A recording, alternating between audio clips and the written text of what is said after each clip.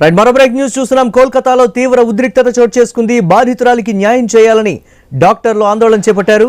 ఆర్జీకర్ ఘటనకు ఏడాది పూర్తి కావడంతో బాధితురాలి నబన్నా అభియాన్ పేరుతో సచివాలయం ముట్టడి పిలుపునిచ్చారు. భారీగా తరలివచ్చిన నిరసనకారులు సచివాలయం బ్యారికేడ్లు తొలగించేందుకు ప్రయత్నించినటువంటి బ్రేకింగ్ న్యూస్ ఐ న్యూస్ కిడ్ మీద ఎక్స్క్లూజివ్గా చూస్తున్నాం.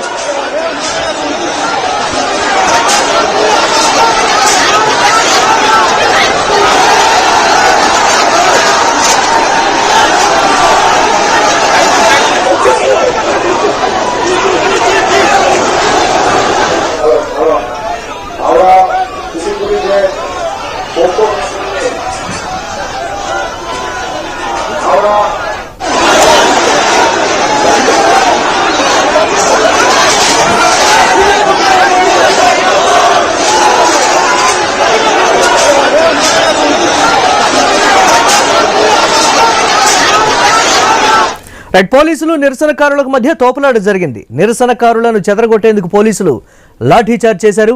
తోపులాటలో తనకు గాయాలయ్యాయని బాధితురాలి తల్లి ఆరోపించింది.